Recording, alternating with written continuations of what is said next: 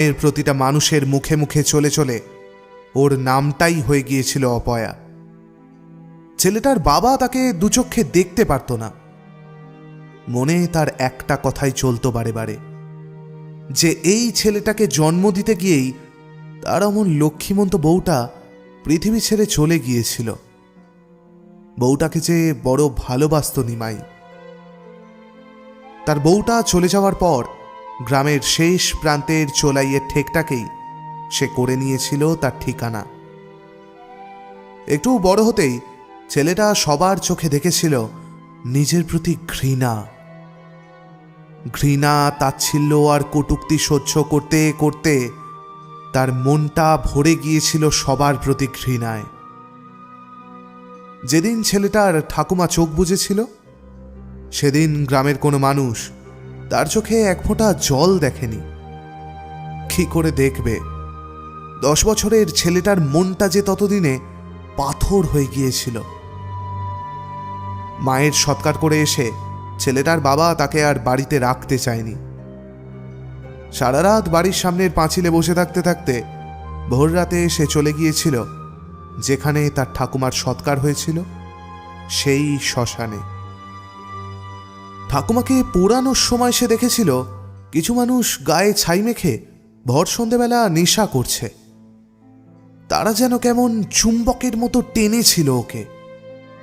বাবা তাকে বাড়ি থেকে বের করে দেওয়ার পর সেই রাতে সে পাঁচিলে বসে বসে বারবার ওই শ্মশানে দেখা মানুষগুলোর প্রতি টান অনুভব করছিল।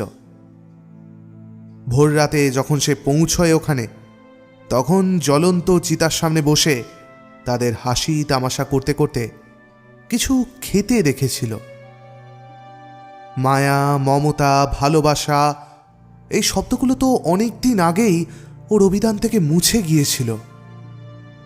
কিন্তু এই দিন ভয়, ভীতিগোছের শব্দগুলো ওর কাছ থেকে চির বিদায় নিল।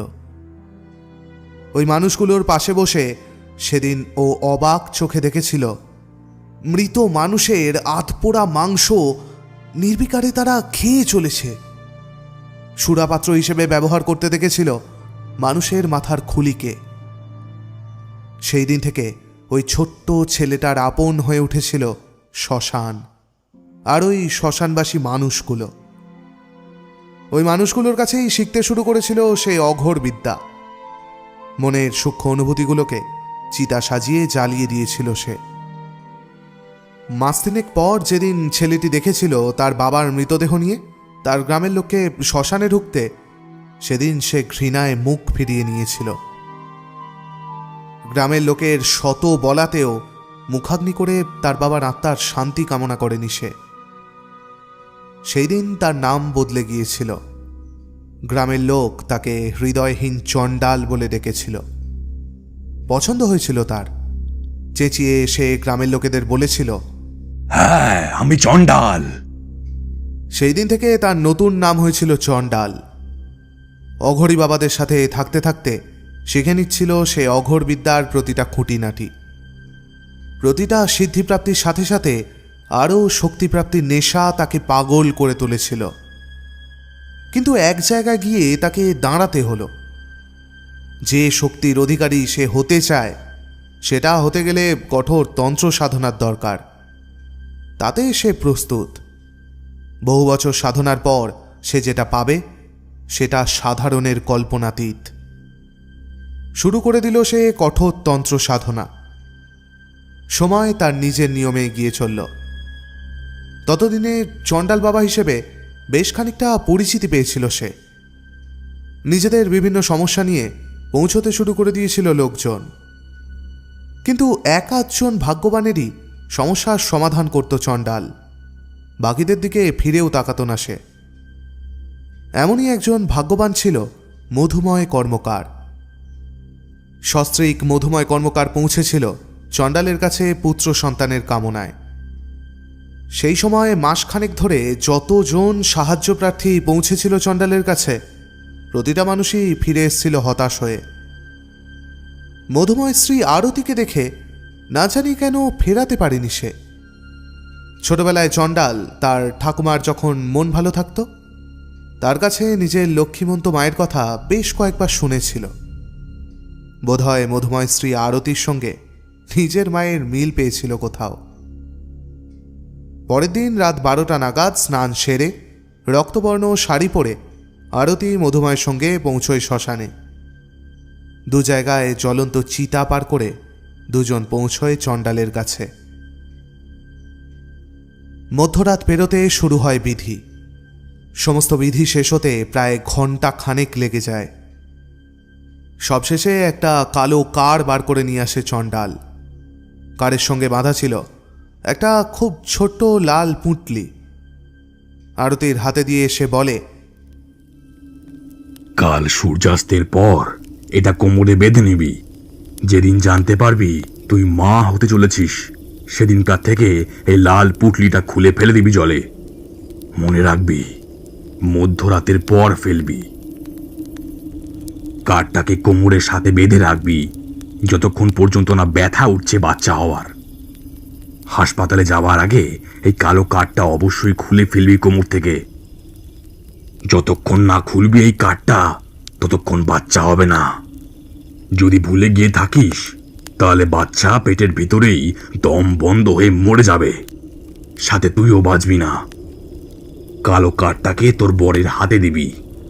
কথাগুলো বলে চণ্ডাল পাশে রাখা মরার খুলি থেকে খানিকটা সুরা পান করল। তারপর মধুময়ের দিকে তাকিয়ে বলল, কালো কাঠটাকে কোনো গাছের তলায় পুঁতে দিবি, বুঝলি? কোনো ভুল যেন না হয়, মনে রাখবি। আর হ্যাঁ শোন, আমি তোকে একটা কাগজে মুড়ে একটু ছাই দেব। খুব সাবধানে রাখবি ওটাকে। কোনো মেয়ে যেন ওটার সংস্পর্শে না আসে। তোর বউ বাচ্চা হতে হাসপাতালে যাওয়ার আগে এই ছাই দিয়ে একটা ছোট টিপ কপালে পরিয়ে দিবি। তারপর যেখানে ওই কালো কাঠটা পুঁতেছিলি, সেখানে এই ছাইটাও পুঁতে দিবি।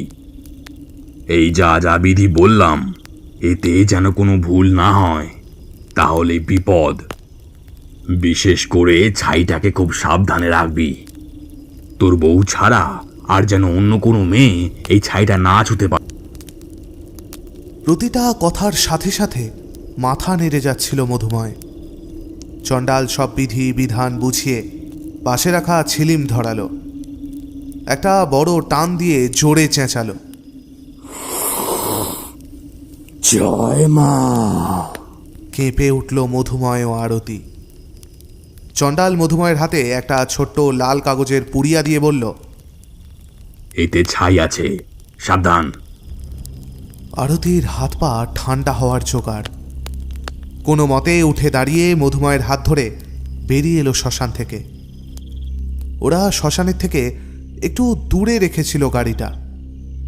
গাড়িতে উঠে মধুময়ের পাশে বসেই মধুময়ের হাতটা চেপে ধরল আরতি। এখানে এসে ভুল করলাম না তো? শুনেছি বিধি করতে গিয়ে কিছু ভুল হলে নাকি সাংঘাতিক বিপদ হয়, তখন নাকি এরাও আর বাঁচাতে পারে না। আরতির কথা শোনার পর মধুময়ের মনে হলো যেন ও নিজের হার্টবিটটাও শুনতে পাচ্ছিল। কিন্তু আর পেছনোর রাস্তা নেই। যে পথে ওরা এগিয়ে গিয়েছিল সেখান থেকে ফেরার কোনো রাস্তা নেই। গাড়ি স্টার্ট করলো মধুময়।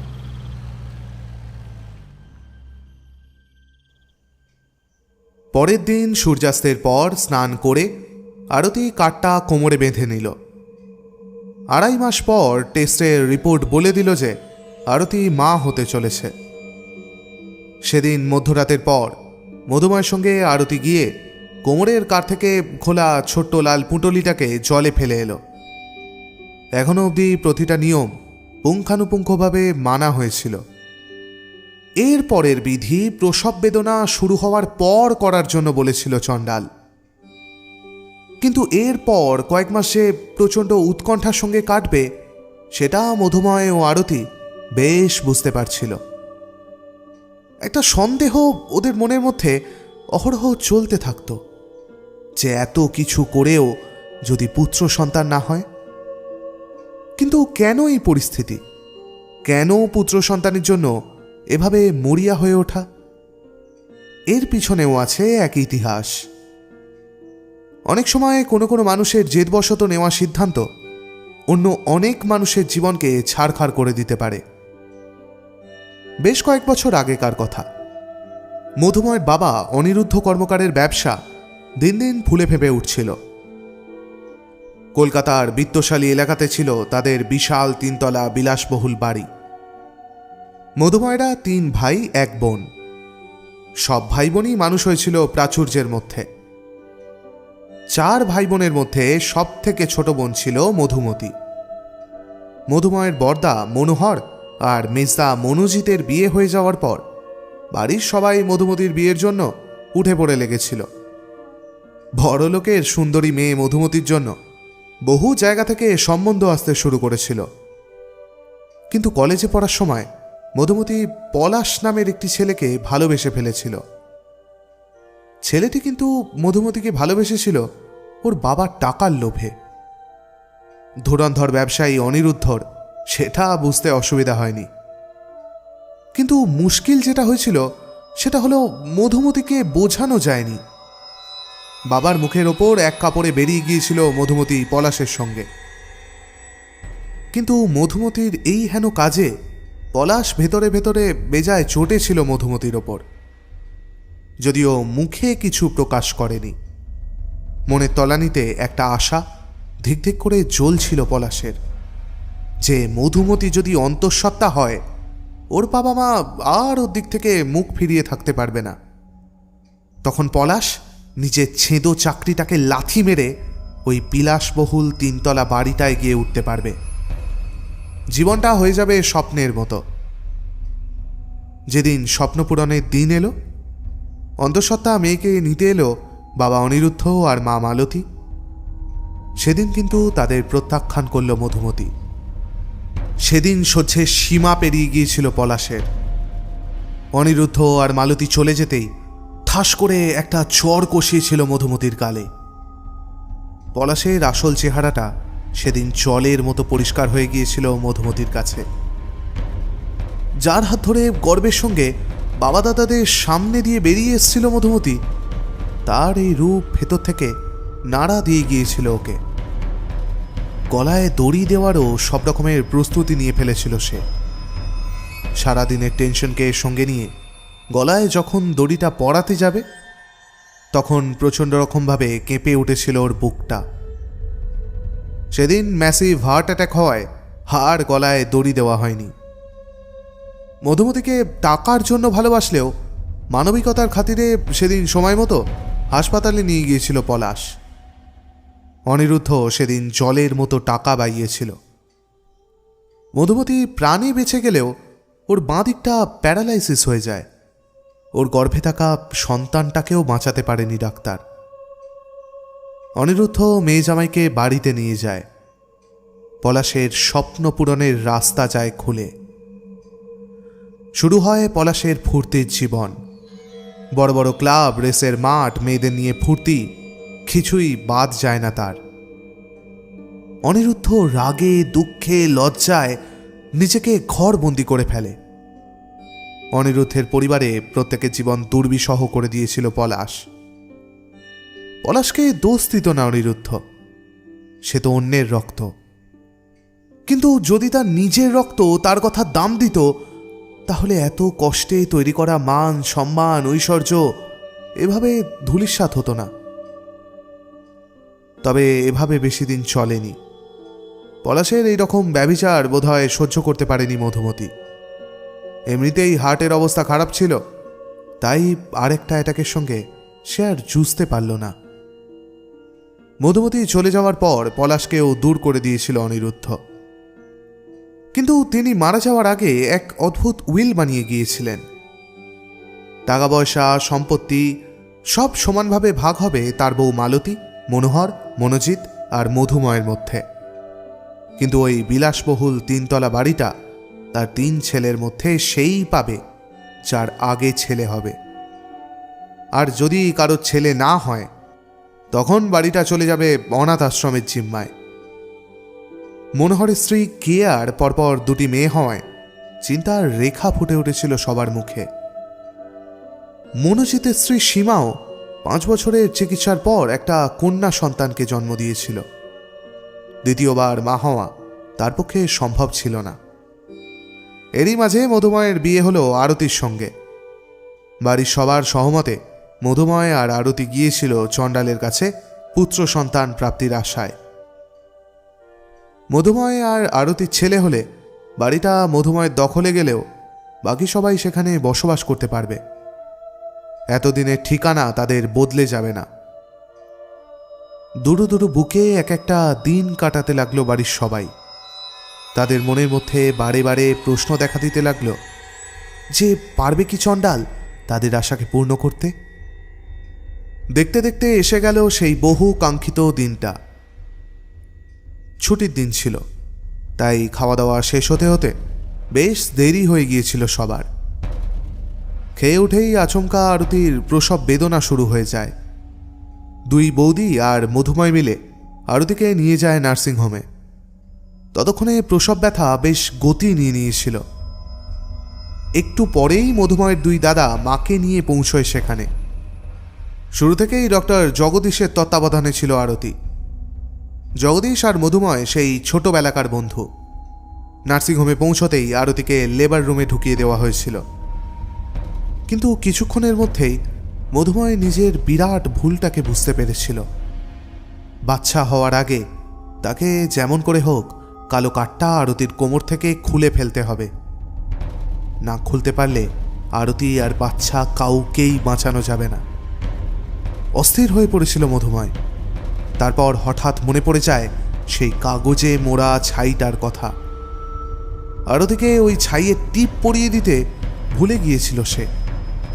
বাড়ি থেকে বেরোনোর সময় যন্ত্রণায় ছটফট করছিল আরতি, তাই আর কোনো কিছুই মনে ছিল না তার। কিন্তু এবার কি করবে সে? বাড়ি গিয়ে সেই কাগজে মোড়া ছাই আনতেও তো অনেকটা সময় নেবে। অস্থির হয়ে সে এগিয়ে গিয়েছিল দাদা বৌদির কাছে। তারপর এক নিঃশ্বাসে বলে ফেলেছিল কথাগুলো। কয়েক মিনিট আলোচনা করেই বেরিয়ে গিয়েছিল সে বাড়ির উদ্দেশ্যে। আর তার বড় বৌদি কেয়া এগিয়েছিল লেবার রুমের দিকে। জগদীশ মধুময়ের ছোটবেলার বন্ধু। সেই সুবাদে সে মাঝে মধ্যেই বাড়িতে আসত। তার চেয়ে বড় কথা হলো কেয়ার দুই মেয়েও এই নার্সিংহোমেই হয়েছিল। চেনা পরিচিতি অনেক দিনেরই, তাই হেড নার্সের কাছে অনুমতি নিয়ে সে পৌঁছেছিল আরতির কাছে। যন্ত্রণায় বেঁকে যাচ্ছিল আরতি। দেরি না করে চটপট আরতির কোমর থেকে কালো কাঠটা খুলে দিয়েছিল কেয়া। লেবার রুমের বাইরে এসে অধীর হয়ে অপেক্ষা করছিল মধুময়ের ফেরত আসার। মধুময়ও যতটা সম্ভব তাড়াতাড়ি পৌঁছেছিল বাড়িতে। কিন্তু পৌঁছেই ভীষণভাবে চমকেছিল সেই কাগজে মোড়া ছাইটাকে নিজের ড্রয়ারে না দেখতে পেয়ে। সারা ঘরটাকে তন্ন তন্ন করে খুঁজেও সেটার কোনো হদিশ পায়নি সে। ঘরটাকে তোলপাড় করে ফেলেছিল সেদিন। বাড়িতে সেই সময় 3টে বাচ্চা আর গোটা 2 কাজের মেয়ে ছাড়া আর কেউ ছিল না। নিজের ঘর থেকে বেরিয়ে অন্যান্য ঘরগুলোতেও একবার চোখ বুলিয়েছিল, কিন্তু অন্যান্য ঘরে যাবেই বা কি করে কাগজে মোড়া ছাইটা? অসহায়ভাবে দৌড়েছিল সে মায়ের ঘরের দিকে। যদি আরতি কাগজে মোড়া ছাইটা নিয়ে গিয়ে রাখে মায়ের ঘরে। কিন্তু মায়ের ঘর অবধি দৌড়তে তাকে হয়নি। তার আগেই দোতলার দালানে দেখতে পেয়েছিল সেই লাল কাগজটাকে পড়ে থাকতে। এই কাগজটাকে চিনতে তার একটুও ভুল হয়নি। কাগজটাকে তুলে একটু এগোতেই দেখতে পেয়েছিল দাদার 3 মেয়েকে ওই ছাই নিয়ে খেলতে। আর দাঁড়িয়ে থাকতে পারেনি সে। পায়ের জোর সব যেন হারিয়ে ফেলেছিল। কতক্ষণ ওখানে বসেছিল সে নিজেও জানে না। একটু ধাতস্থ হতেই ওদের হাত থেকে ছাই ঝেড়ে ফেলে দৌড়োয় সে হাসপাতালের পথে। ততক্ষণে একটা সুস্থ সবল ছেলেকে জন্ম দিয়েছিল আরতি। মা ছেলে দুজনেই সুস্থ। লেবার রুমের বাইরে মা দাদা বৌদিদের আনন্দে ফেটে পড়তে দেখেও ভয়ে বুকটা কেঁপে উঠেছিল মধুময়ের। আর কিছুক্ষণের মধ্যেই মধুময়ের আতঙ্কটা ছড়িয়ে পড়েছিল লেবার রুমের সামনে দাঁড়িয়ে থাকা প্রতিটা লোকের মধ্যে। দিন 2 মধ্যেই ছেলে নিয়ে বাড়ি ফিরেছিল আরতি। প্রসবের আগে মধুময় যে তাকে ছায়ের টিপটা দেয়নি, এটা নিয়ে আরতির মনে অহরহ ঝড় চলছিল। কিন্তু ছেলে নিয়ে বাড়ি ফিরে এসে দেখেছিল বাড়ির প্রতিটা মানুষই যেন আতঙ্কে ভুগছে। আতঙ্কের কারণটা জানতে পারার পরে ভয়ে কুঁকড়ে গেছিল সে। কানের মধ্যে বেজে উঠেছিল চণ্ডালের কথাগুলো। আরতি ছাড়া অন্য কোনো মেয়ে যেন সেই ছাইয়ের সংস্পর্শে না আসে। মনের মধ্যে বারবার চলতে থাকছিল শুধু একটা কথা, যে ওই ছোট্ট বাচ্চা মেয়েগুলোর কোনো বিপদ হবে না তো। শুধু আরতি নয়, বাড়ির প্রত্যেকটা মানুষই এই চিন্তায় বিধ্বস্ত হয়ে যাচ্ছিল। শেষমেশ ঠিক হলো মধুময় যাবে চণ্ডালের কাছে। যে ভুলটা তারা করে ফেলেছে সেটা জানাবে তাকে। বিপদ হবে বলেছিল চণ্ডাল, কিন্তু ঠিক কী রকমের বিপদের কথা সে বলেছিল সেটা জানতে না পারলে যে তারা শান্তি পাবে না।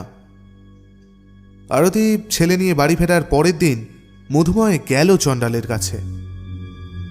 গভীর রাতে শ্মশানে পৌঁছে মধুময় যা দেখল তাতে সে ভয়ে কুঁকড়ে দুপা পিছিয়ে গেল। চণ্ডাল নেশায় বুঁদ হয়ে বসে আছে একটা মৃত মানুষের ওপর। কিছু তন্ত্রক্রিয়ার মধ্যে লীন হয়ে আছে সে। চণ্ডাল যখন এইসব ক্রিয়াগুলি করে তখন ওর দুই চেলা সর্বদা ওর পাশেই বসে থাকে। ওদেরই একজন মধুময়কে দেখে এগিয়ে এলো। ওর কাছেই সেদিন মধুময় জানতে পেরেছিল যে চণ্ডাল এক কঠিন তন্ত্র সাধনায় বসেছে। অঘোরবিদ্যা শিখে অঘোরী তান্ত্রিক হতে গেলে কঠোর জীবনযাপন করতে হয়। প্রতিটা জিনিসকে সমান চোখে দেখতে হয়। সে লোভনীয় কোনো খাদ্য হোক অথবা মৃত মানুষের আধপোড়া মাংস হোক, সমান তৃপ্তির সঙ্গে গ্রহণ করতে হয়। যে সাধনায় চণ্ডাল বসেছে সেটা যেদিন পূর্ণ হবে সেদিন সে হবে এক বিশাল শক্তির অধিকারী। কি সে শক্তি তা চণ্ডাল ছাড়া অন্য কেউ জানে না। চণ্ডালের যে চেলা মধুময়ের কাছে এসেছিল সে ওকে নিয়ে গিয়ে বসালো কিছুটা দূরে। তন্ত্র সাধনা শেষ হলে তবেই কথা বলা যাবে চণ্ডালের সঙ্গে। একটু দূরে বসে অবাক চোখে চণ্ডালকে দেখছিল মধুময়। মৃত শরীরটার ওপর বসে কখনো ধীরে আবার কখনো জোরে জোরে মন্ত্রোচ্চারণ করছিল চণ্ডাল। অঘোরী সাধুরা যে ভগবান শিবের আরাধনা করে সেটা মধুময় জানে। চণ্ডাল সামনে রাখা মৃত মানুষের খুলির ওপর মাঝে মধ্যেই সুরা ঢালছিল। ওদিকে আর তাকিয়ে থাকতে পারছিল না মধুময়। বুঝতে পারছিল না যে আর কতক্ষণ এভাবে বসে থাকতে হবে তাকে। চণ্ডালের দিক থেকে চোখ সরিয়ে অন্যদিকে তাকাতেই চোখে পড়ল একটু দূরে একটা চিতা জ্বালানো হচ্ছে। হঠাৎ তার সামনে এসে দাঁড়ালো সেই চেলা। মধুময়ের বুঝতে অসুবিধা হলো না যে চণ্ডালের তন্ত্র সাধনা শেষ হয়েছে। সে উঠে গেল চণ্ডালের কাছে। চণ্ডাল তখনও চোখ বুজে বসে। যে মৃত মানুষটা শরীরের ওপর বসেছিল সেটাকে আর দেখা যাচ্ছে না। মাঝে মধ্যে একবার ছিলিমটা তুলে লম্বা টান দিয়ে হুঙ্কার তুলছিল চণ্ডাল। জয় মা। ভয়ে ভয়ে মধুময় বসল চণ্ডালের সামনে। মধুময়ের মনের মধ্যে বারবার আসছিল যে ভুল হয়েছে তা জানলে যদি চণ্ডাল রেগে যায়। সে শুনেছে অঘোরী সাধুরা যখন রেগে যায় তখন নাকি তারা সাংঘাতিক হয়ে ওঠে। ওর সামনে বসে একটু ইতস্তত বোধ করছিল মধুময়, কিন্তু চোখ বুঝে নেশার ঘোরের মধ্যে থেকেও চণ্ডাল বলে উঠল, কিরে, ছেলে হলো? হ্যাঁ বাবা, 3 দিন হলো ছেলে হয়েছে। অসুবিধাটা কোথায়? মানে? ইচ্ছে পূরণ যখন একবার হয়ে গেছে তখন আবার কেন এসছিস? একটু যে ভুল হয়ে গেছে বাবা। নেশায় বন্ধ হয়ে যাওয়া চোখ কট করে খুলে গেল। বড় বড় চোখে কিছুক্ষণ তাকিয়ে রইল চণ্ডাল মধুময়ের মুখের দিকে।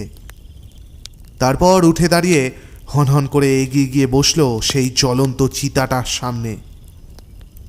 মধুময় ভয়ে ভয়ে কিছুক্ষণ ওখানেই বসে থেকে শেষমেশ উঠে ধীর গতিতে গিয়ে বসলো সেই জ্বলন্ত চিতার কাছে, যেখানে চণ্ডাল গিয়ে বসেছিল।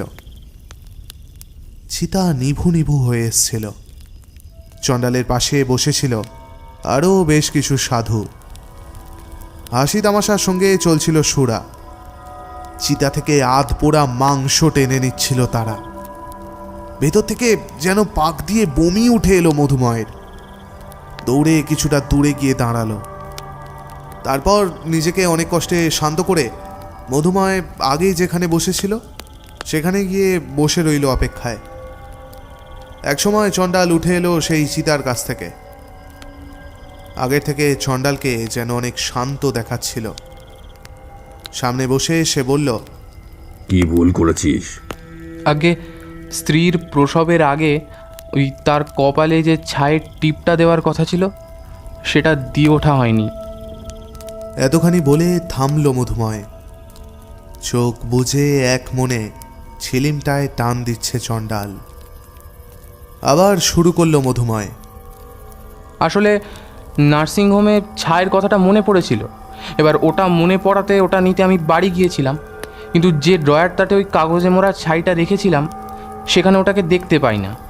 তারপর খুঁজতে শুরু করি সারা বাড়িতে, এবং দেখলাম যে আমার বড় 2 দাদার 3 মেয়ে ওটা নিয়ে খেলা করছে। আবার খুলে গেল চণ্ডালের চোখ। খানিক স্থির দৃষ্টিতে মধুময়ের দিকে তাকিয়ে থেকে সে বলল, তোকে বারবার বলে দিয়েছিলাম যে ছাইটা তোর স্ত্রী ছাড়া আর অন্য কোনো মেয়ের সংস্পর্শে যেন না আসে। মনে আছে বাবা, কিন্তু ওরা যে ওটা ড্রয়ার থেকে বার করে নেবে আমি সেটা ভাবতেও পারিনি। যদি সেদিন বাড়িটা ফাঁকা না থাকতো তাহলে এমন কিছুতেই হতো না। এবার প্রস্তুত হ। কিসের জন্য বাবা? ভয়ঙ্কর পরিণতির জন্য। গলা শুকিয়ে এলো মধুময়ের। কি কি পরিণতি হবে বাবা? প্রশ্নটা করে ভয়ে ভয়ে সে তাকিয়ে রইল চণ্ডালের দিকে। কিছুক্ষণ যেন চুপ করে বসে থেকে কিছু একটা ভাবল চণ্ডাল। তারপর বলল, এরপর থেকে 3টে মেয়ের মধ্যে দেখতে পাবে হিংস্রতা। বয়সের সাথে সাথে বাড়তে থাকবে এদের হিংস্রতা। দুর্বিষহ হয়ে উঠবে তোদের জীবন। তোর বউ বাচ্চা হওয়ার আগে কপালে ওই ছায়ের টিপটা লাগায়নি। এর পরিণামটাও কিন্তু ভয়ঙ্কর হবে। গলা দিয়ে আর যেন আওয়াজ বেরোলো না মধুময়ের। জিজ্ঞাসু দৃষ্টিতে সে চেয়ে রইল চণ্ডালের মুখের দিকে। চণ্ডাল আবার বলতে শুরু করল, এখন থেকে প্রতিটা মুহূর্তে তোর ছেলের প্রাণ নাশের যোগ তৈরি হতে থাকবে। যতদিন না ওর 5 বছর বয়স হচ্ছে ততদিন অবধি এরকম চলতে থাকবে। যদি 5টা বছর পার করতে পেরে যায় তোর ছেলে, তাহলে আর কোনো সমস্যা থাকবে না। এই মৃত্যু যোগগুলো থেকে 5টা বছর ছেলেকে বাঁচিয়ে রাখা কিন্তু বেশ কঠিন কাজ হবে। ভয়ে আতঙ্কে দুঃখে জল গড়িয়ে পড়ল মধুময়ের চোখ থেকে। আকুল হয়ে সে জিজ্ঞেস করলো, বাবা বাবা এসবের হাত থেকে বাঁচার কি কোনো রাস্তাই নেই বাবা? খানিকক্ষণ চোখ বুজে বসে থাকলো চণ্ডাল।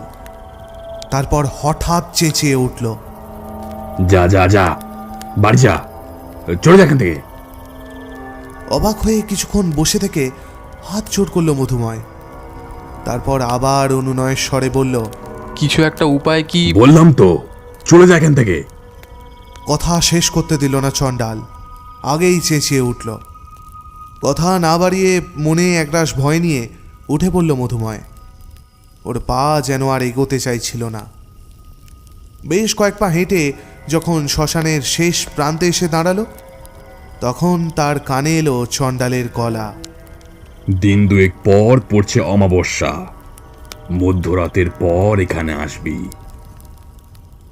মনে খানিকটা বল পেল মধুময়। বাড়িতে পৌঁছতেই সবাই ছেঁকে ধরল ওকে। কোনো কিছুই না লুকিয়ে বলে ফেলল প্রতিটা কথা। যেন বাজ পড়ল ঘরে। 7টা মানুষ নিশ্চুপ হয়ে বসে রইল ঘরেতে। নিস্তব্ধতা ভেঙে মালতী শুরু করল, আমার মতে অমাবস্যার দিন তো 3 ভাইয়েরই যাওয়া উচিত। একা ছোট খোকা যাক, তা আমি চাই না। মায়ের কথায় ওই ঘরে বসা ছজনেই সায় দিল। ঠিক হলো অমাবস্যার দিন মনোহর, মনোজিৎ আর মধুময় যাবে চণ্ডালের কাছে। শ্মশানের ওই ভয়াবহ পরিস্থিতিতে মধুময়ও যেন হাঁপিয়ে উঠেছিল। দুই দাদা এবার ওর সঙ্গে যাবে ভেবে ও খানিকটা স্বস্তি বোধ করল। একটা দমবন্ধ আবহাওয়া সৃষ্টি হয়েছিল বাড়িতে। প্রতিটা মানুষ যেন অজানা ভবিষ্যতের আতঙ্কে মরে মরে বাঁচছিল। দুটো দিন যেন কেটেও কাটছিল না।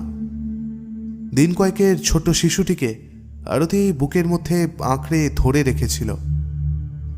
প্রতিটা মুহূর্তে আরতির মনে হতো কেউ যেন তার ছেলেটাকে কেড়ে নিতে আসছে। নাওয়া খাওয়া ঘুম সবই সে ছেড়ে দিয়েছিল। সারাটা দিন ছেলেটাকে আগলে বসে থাকত। কেয়া আর সীমারও অনেকটা আরতির মতোই অবস্থা হয়েছিল। সারাদিন চেয়ে থাকতো মেয়েদের দিকে। ওদের চরিত্রে কোনো অস্বাভাবিকতা ফুটে উঠছে কিনা সেটাই দেখার জন্য। অমাবস্যার দিন সময় মতোই বেরিয়ে পড়ল তিন ভাই। মাঝরাতে শ্মশানে যাওয়ার অভিজ্ঞতা মনোহর আর মনোজিতের আগে হয়নি। শ্মশানের ভয়াবহতা দিনের তুলনায় রাতে যেন কয়েক গুণ বেশি বেড়ে যায়। মধুময়ের সঙ্গে দুই ভাই মনে হাজারো টানাপোড়েন নিয়ে চুপচাপ এগোতে থাকল।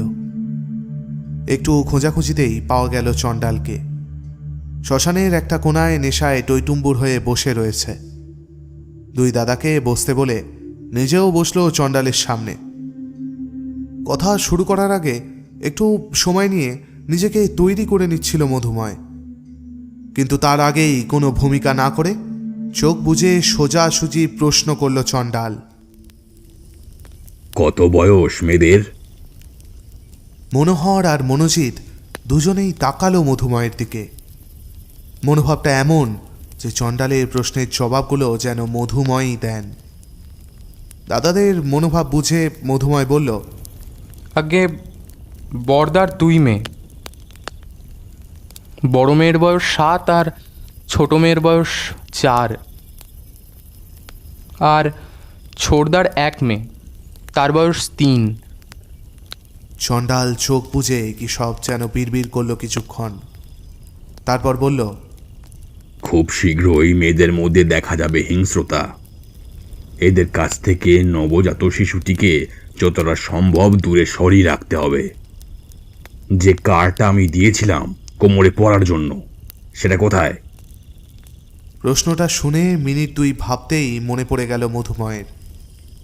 যখন ভীত সন্ত্রস্ত অবস্থায় সে পৌঁছেছিল নার্সিংহোমে, তখন বড় বৌদি এই ছেলে হওয়ার সংবাদটা দেওয়ার সাথে সাথে আরতি কোমর থেকে খোলা কার্ডটাও ওর হাতে দিয়েছিল। অন্য কাজগুলো নিয়ম মেনে না করতে পারলেও এই কাজটা মধুময় সঠিকই করেছিল। সেদিন যখন নার্সিংহোম থেকে বাড়ি ফিরছিল, তখন বাড়ির পেছনের দিকটায় বাগানের ছোট্ট লেবু গাছটার তলায় ওই কালো কাঠটাকে পুঁতে দিয়েছিল সে। দেরি না করে তৎক্ষণাৎ চণ্ডালকে সব কিছু জানিয়ে তার দিকে চেয়েছিল মধুময়। কিছুক্ষণ সময় নিয়ে চণ্ডাল আবার বলতে শুরু করলো, ওই কার্ডটা ওখান থেকে বার করবি, করে ওতে 3টে পাক দিয়ে ওটাকে ছোট করবি, তারপর ছেলের গলায় পরিয়ে দিবি। তোকে আবার কিছুটা ছাই দেব, এবারে যেন অযত্ন না হয়। রোজ সকালে ওটা ছেলের কপালে একবার ঠেকিয়ে দিবি, যতদিন না ওর 5 বছর বয়স হচ্ছে। যেদিন সকালে ছেলের কপালে ছোঁয়াতে ভুলে যাবি, সেদিন ওঁত পেতে বসে থাকা বিপদ ধেয়ে আসবে তোর ছেলের দিকে। তখন আমার কাছে আসবি না কিন্তু। 3টে মেয়েকে চোখে চোখে রাখবি। কেন বাবা? আকুল হয়ে জিজ্ঞেস করলো মনোহর। পাশ থেকে তুলে নিয়ে ছিলিমটাতে বেশ বড় দেখে একটা টান দিল চণ্ডাল। জয় মা। মধুময় এই কদিনেই বুঝে গিয়েছিল যে চণ্ডাল ছিলিমে টান দেওয়ার পর একবার জয় মা বলে। অঘরী সাধুরা শিবের পূজারী হয়, তার সঙ্গে তারা মা কালীরও আরাধনা করে। টান দেওয়ার পর কিছুক্ষণ নামেশটাকে ভেতরে রেখে গুম হয়ে বসে থাকলো চণ্ডাল। তারপর আবার শুরু করলো, জয় মা। তিনটে মেয়ের মধ্যেই হিংস্রতা বাড়তে থাকবে সময়ের সাথে সাথে, আর নবজাত শিশুটির প্রতি মুহূর্তে তৈরি হতে থাকবে মৃত্যুযোগ। এরা চারজন যদি এক জায়গায় থেকেছে, তাহলে তিনটে মেয়ের দ্বারা নবজাত শিশুটির ক্ষতি হতে পারে। চণ্ডালের কথা শুনে তিনজনই যেন বোবা হয়ে গেল। যখন থেকে এসেছিল তখন থেকে মনোজিৎ চুপচাপ সবার কথা শুনছিল, শুধু বলেনি একটা কথাও। কিন্তু এবার আর চুপ করে থাকতে পারল না সে, বলে ফেলল, ওই ছোট ছোট বাচ্চা মেয়েরা তাদের ভাইকে মেরে ফেলবে? কি বলছেন আপনি বাবা? ওদের তো পিঁপড়ে মারতেও দুঃখ হয়। নার্সিংহোম থেকে যেদিন বাচ্চাটা বাড়ি এসছে সেদিন থেকে ওরা তিনজন ওর কাজ ছাড়া হয়নি। এমনকি খাওয়ার সময় বা ঘুমের সময়ও আপনি জিজ্ঞেস করুন না, মায়েদের এসে ওদেরকে টেনে নিয়ে যেতে হয় ওর কাছ থেকে। যা বলছি শুনতে হয়, শোন, আর না হলে চলে যা, আমার সময় নষ্ট করিস না। চণ্ডালের কথা শুনে চুপ করে গেল মনোজিৎ। মধুময় জিজ্ঞেস করল, কিছুই কি উপায় নেই? তিনটে লাল সুতো দেব, তিনটে মেয়ের গলায় বেঁধে দিবি। কিছুদিন পর থেকেই লাল সুতোর রং বদলাতে শুরু করবে। ধীরে ধীরে রং বদলাতে বদলাতে একদিন ওটার রং কালো হয়ে যাবে। সেদিন নিয়ে আসবি ওদের এখানে। আবার মনোজিৎ বলে ওঠে, ওই বাচ্চা মেয়েগুলোকে এই শ্মশানে নিয়ে আসবো? ওরা তো ভয় পেয়ে যাবে। কদিন পর থেকে ওই বাচ্চা মেয়েগুলো আর কাউকে ভয় পাবে না, বরং ওদেরই সবাই ভয় পাবে। চণ্ডালের কথা শোনার পর পাল্টা জবাব দিয়েছিল মনোজিৎ, আর যদি তিনটে মেয়ের মধ্যে কোনো রকম হিংস্রতা দেখাই না যায়, আপনার কথা যদি ভুল প্রমাণিত হয়?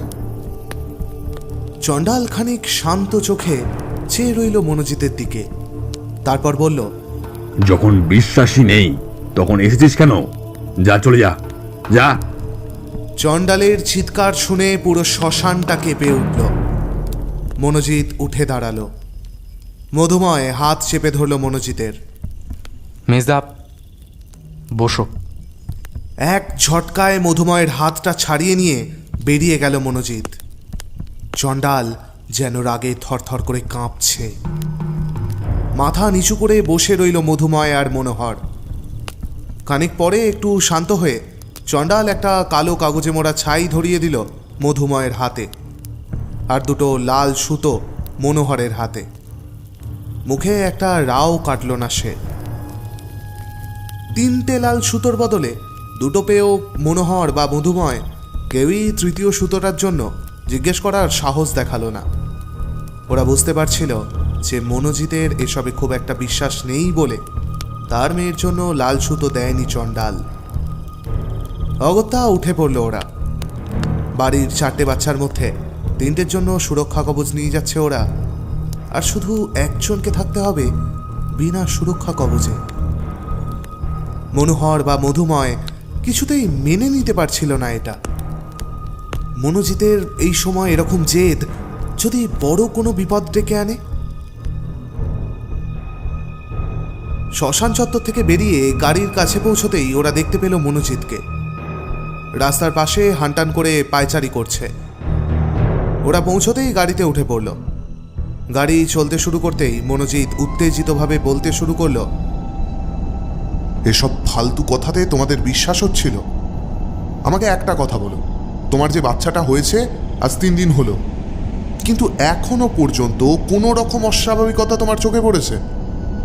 চণ্ডালের কথা অনুযায়ী বাচ্চাটার প্রতিটা মুহূর্তে মৃত্যুযোগ তৈরি হচ্ছে, কিন্তু এই 3 দিনে কোনো রকম বিপদের আঁচ কি কখনো আমরা পেয়েছি? মেয়েগুলোও তো আজ 3 দিন হলো ছাইটার সংস্পর্শে এসছে, কিন্তু কই কোনো রকম হিংস্রতা তো চোখে পড়েনি আমাদের। মনোজিতের কথা শুনে মনোহর আর মধুময় মুখ চাওয়াচাওয়ি করল। মনোজিৎকে বোঝানোর চেষ্টায় মধুময় শুরু করলো, কিন্তু মেজদা, চণ্ডাল বলেছিল ছেলে হবে, ওর কথা সত্যি হয়েছে। চণ্ডালের কাছে না এলেও ছেলেই হতো, ভাগ্যে লেখা ছিল তাই হয়েছে। কিন্তু মেজদা, তুমি আমাকে একটা কথা বলো, যখন আরতি আর আমি এখানে আসার সিদ্ধান্ত নিই তখন বাড়ির লোকেদের সাথে তোমারও তো সায় ছিল। সেটাই আমার সব থেকে বড় ভুল ছিল। তর্ক বিতর্কের মধ্যে দিয়ে ওরা বাড়ি পৌঁছলো। যখন ওরা বাড়ি পৌঁছলো তখন মালতী, কেয়া, সীমা আর আরতি চারজনেই জেগে বসেছিল। সবাই মালতীর ঘরেই বসল। মালতীর বলাতে মনোহর বলতে শুরু করলো যা যা ঘটেছিল শ্মশানে। মনোহরের কথা শেষ হতেই রাগে ফেটে পড়ল সীমা। তার মেয়ের জন্য রক্ষা কবচ জানেনি বলে সে ভয়ে আতঙ্কে প্রায় কেঁদে ফেলল। মনোজিৎ তাকে বোঝানোর যথাসাধ্য চেষ্টা চালিয়ে গেল। শেষের দিকে মনোজিতের যুক্তি তর্কে ধীরে ধীরে বাড়ির প্রত্যেকের মধ্যে চণ্ডালের প্রতি কিছুটা হলেও অবিশ্বাস এলো। কিন্তু যত অবিশ্বাসী এসে থাকুক না কেন, মধুময় আর আরতি ছেলের জীবনের কোনো ঝুঁকি নিতে চাইল না।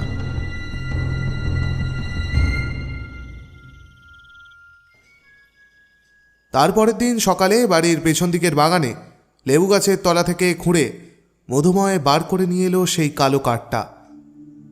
তারপর সেটাকে পরিষ্কার করে 3 পাক দিয়ে ছোট করে ছেলের গলায় পরিয়ে দিল। মনোহর ও মধুময় দেখা দেখি 2 মেয়েকে পরিয়ে দিল চণ্ডালের কাছ থেকে আনা সেই লাল সুতো। এইসব দেখে কিছুটা অস্বস্তিতে পড়েছিল সীমা, কিন্তু মনোজিৎকে বিশ্বাস করা ছাড়া আর কি বা করতে পারত সে। মনোজিৎ সবাইকে যুক্তিতর্ক দিলেও যখন সে দেখল তার মেয়ে ছাড়া বাড়ির অন্যান্য বাচ্চারা রক্ষা কবচ পড়েছে, তখন অজানা ভয়ে তার বারবার নিজেকে দোষ দিতে ইচ্ছে করছিল। বারবার তার মনে হতে লাগলো যে সে নিজের মেয়েকে নিজেই বিপদের মুখে ঠেলে দিচ্ছে না তো। এরপর 2 দিন বেশ শান্তিতেই কাটল।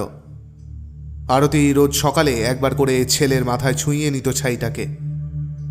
3য় দিনে ঘটল একটা অদ্ভুত ঘটনা।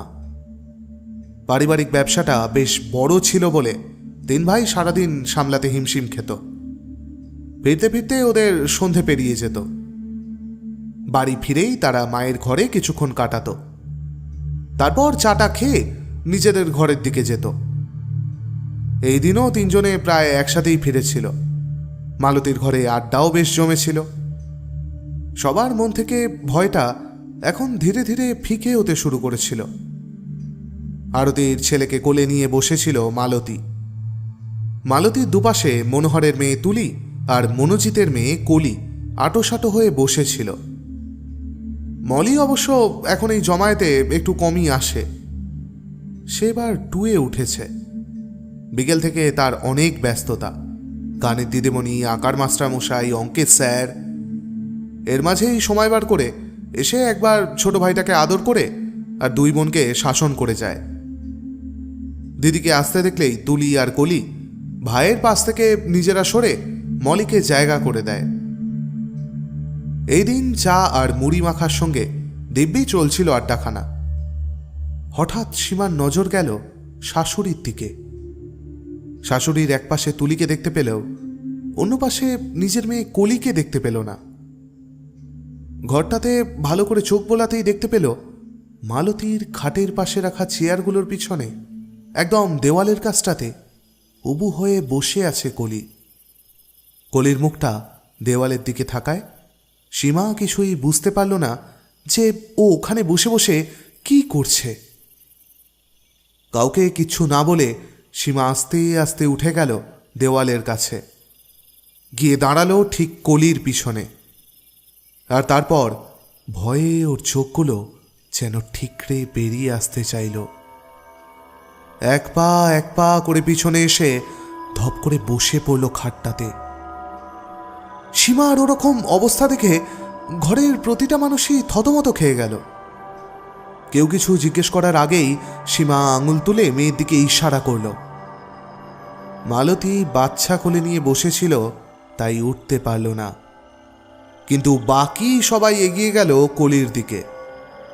ওর পিছনে গিয়ে দাঁড়ালো সবাই, কিন্তু সেদিকে কোনো ভ্রুক্ষেপই ছিল না ওর। ও এক মনে একটা টিকটিকিকে 2 হাতে চেপে ধরে তার শরীর থেকে লেজটাকে টেনে ওপড়ানোর চেষ্টা করছিল।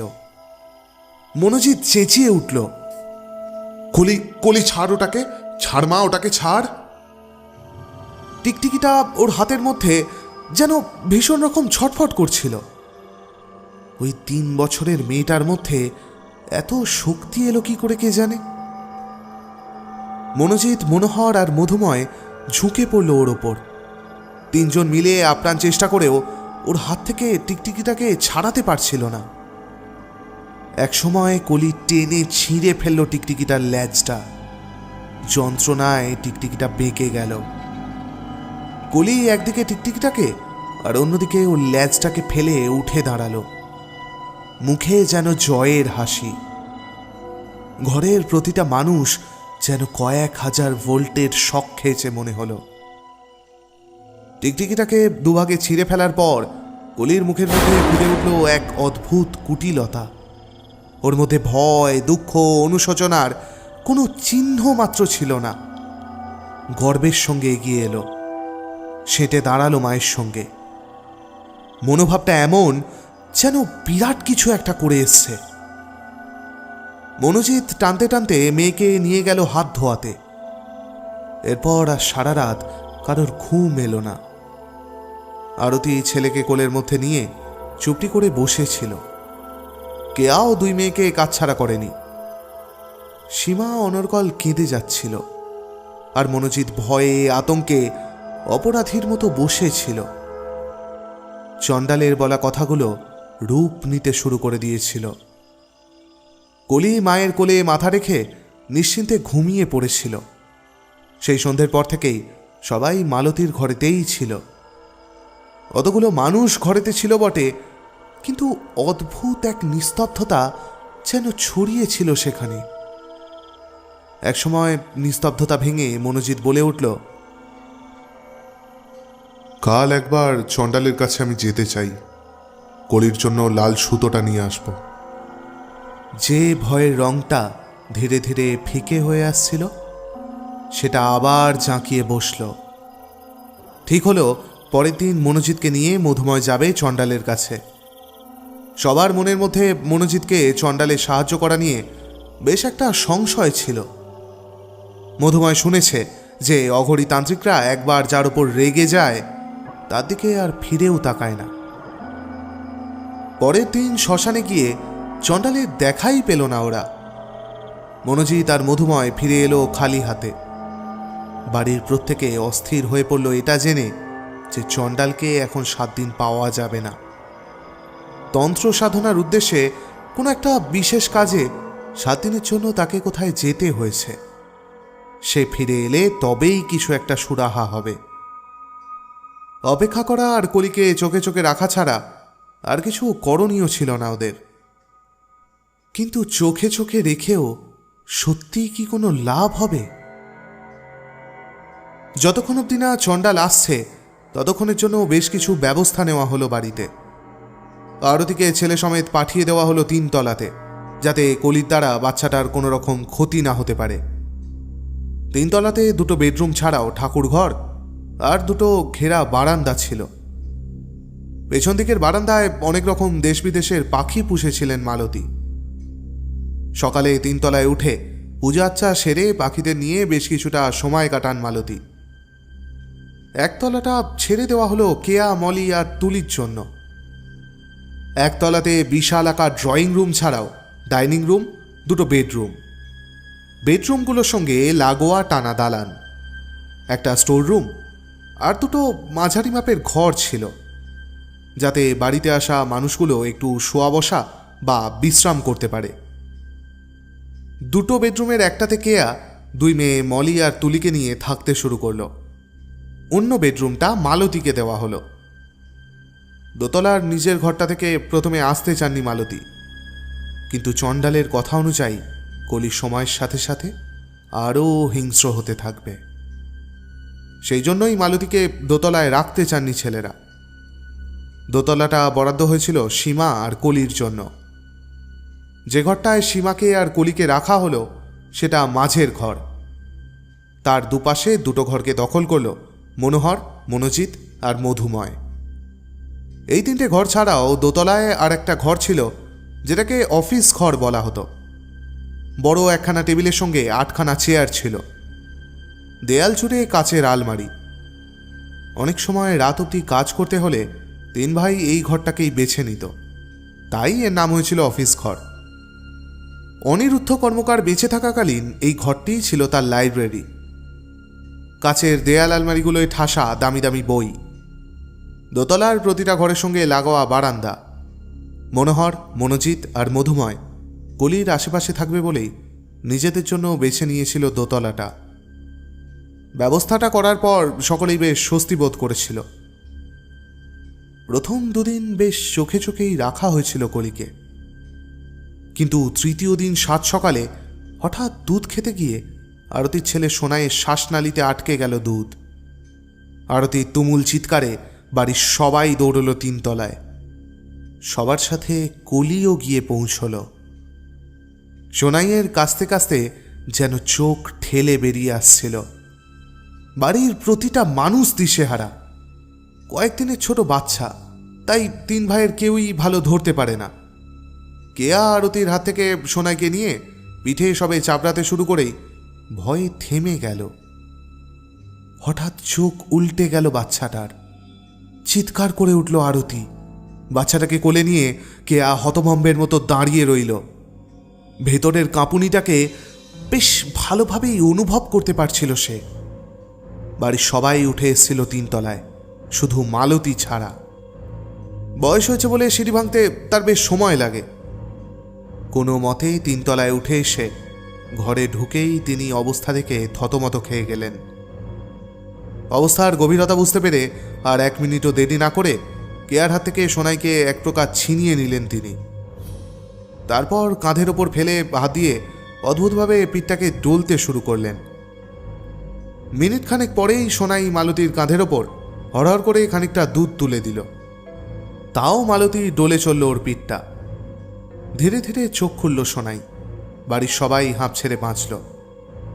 একটু সুস্থ হতে সোনাইকে মালতী দিয়ে দিল আরতির কোলে। কেঁদে কেঁদে ততক্ষণে চোখ ফুলে গিয়েছিল আরতির। হাঁপ ছেড়ে বাঁচলেও ওরা বেশ বুঝতে পারছিল যে এরকম আরও অনেক পরিস্থিতি হয়তো আরও ভয়াবহভাবে আসতে চলেছে ওদের কাছে। পারবে কি বাচ্চাটাকে 5 বছর হওয়া পর্যন্ত বাঁচিয়ে রাখতে?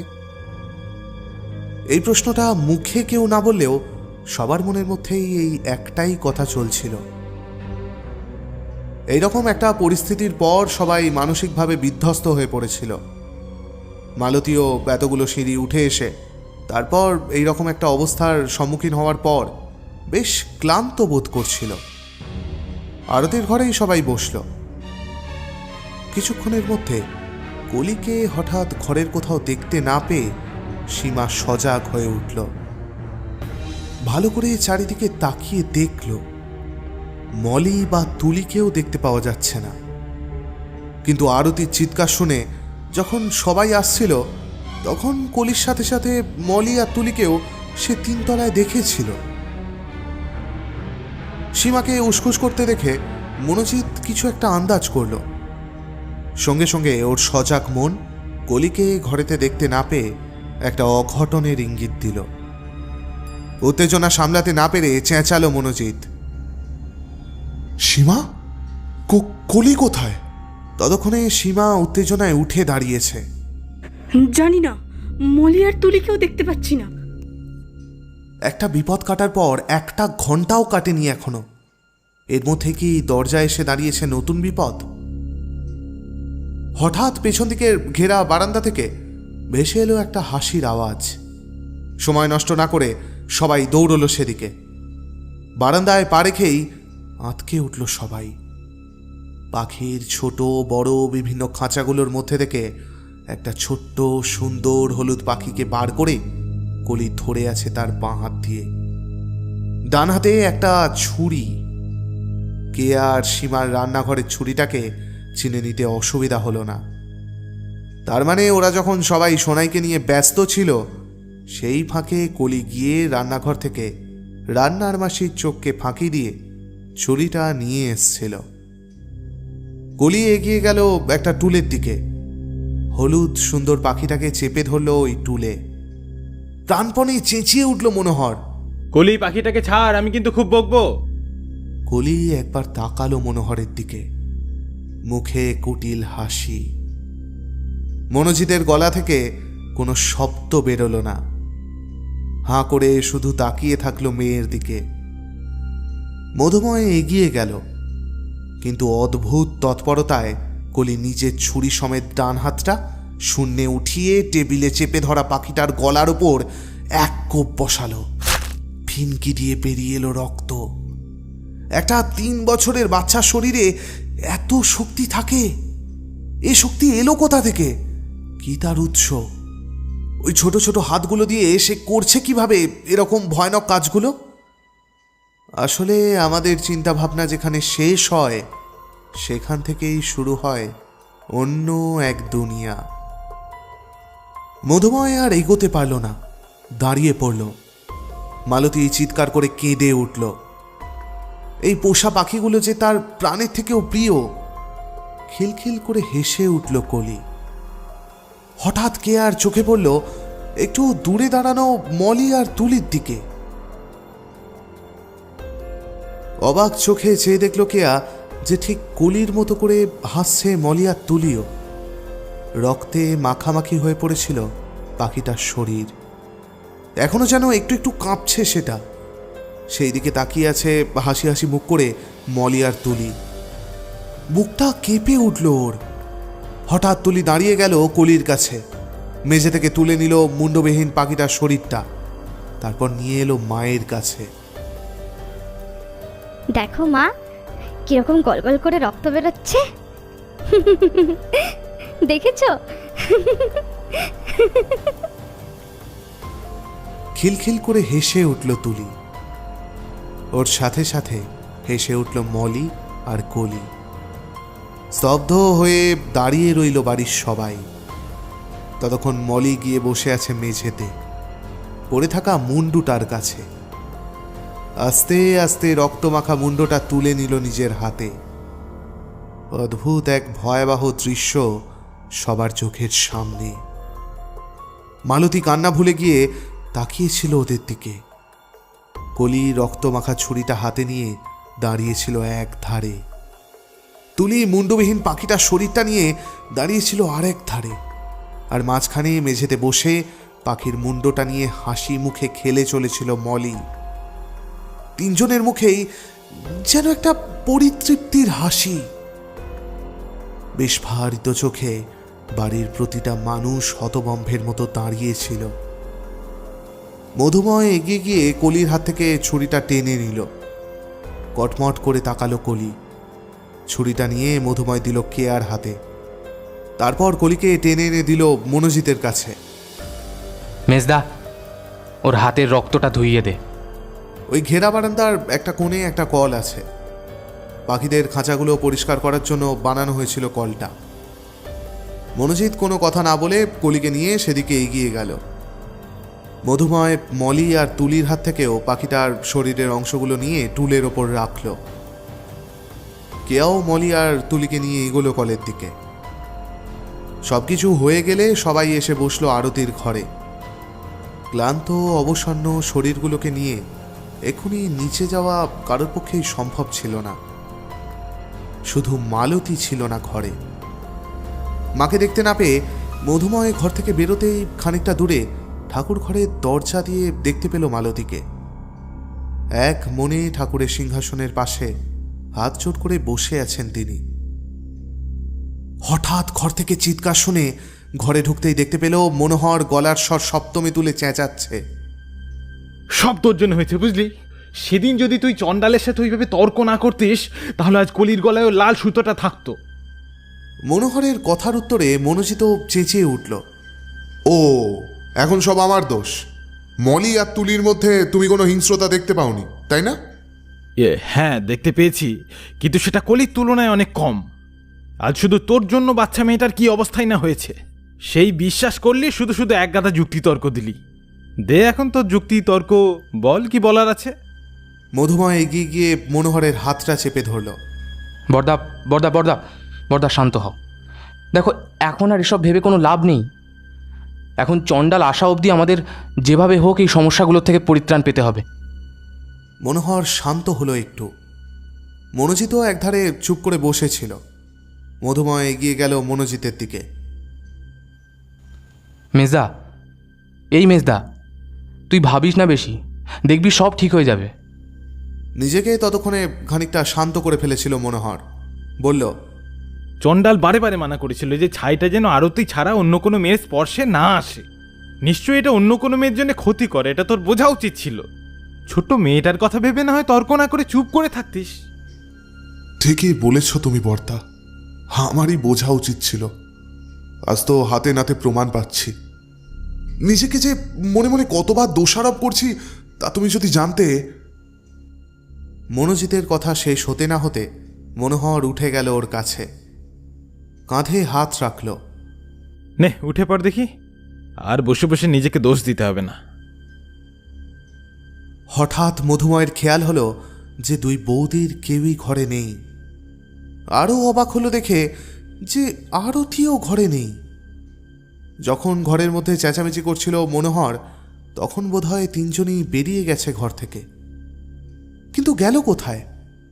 প্রশ্নটা মাথায় আসতেই ঝট করে বেরোলো মধুময় ঘর থেকে। বেরিয়েই দেখতে পেল ঠাকুর ঘরে মালতী তখনও চোখ বুজে হাত জোর করে বসে আছে, আর ওর ঠিক পিছনেই দুই বৌদি আর আরতি বসে আছে। আরতির কোলে সোনাইকেও দেখতে পাচ্ছিল মধুময়। দুই বৌদির মাঝে বসে আছে মলি, তুলি আর কলি। আস্তে আস্তে সেদিকে এগিয়ে গেল মধুময়, ঢুকে দাঁড়ালো ঠাকুর ঘরে। হঠাৎ খেয়াল করলো ওর বর্দা আর মেজদাও এসে দাঁড়িয়েছে ওর পাশে। বিপদের দিনে ঈশ্বরই যে সব থেকে বড় সহায়। এরপর সারাটা দিন কাটলো যেমন তেমন করে।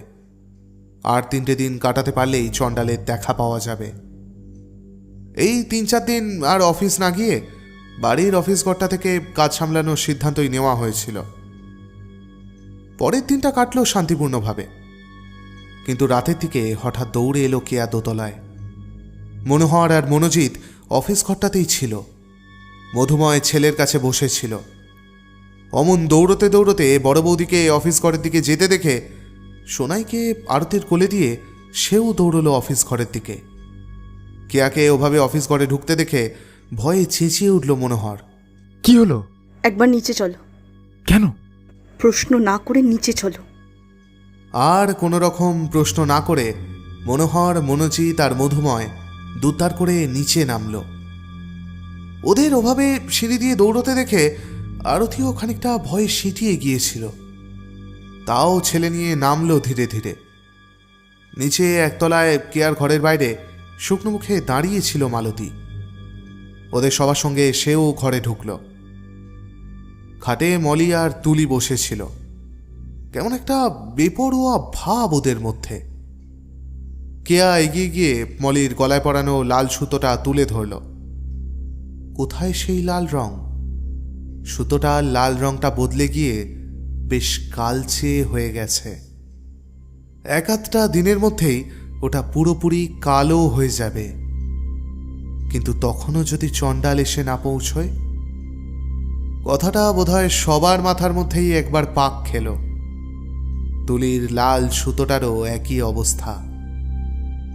হঠাৎ মায়ের হাতটা এক ঝটকায় গলা থেকে সরিয়ে দিল মলি। তারপর আঁকতে শুরু করল।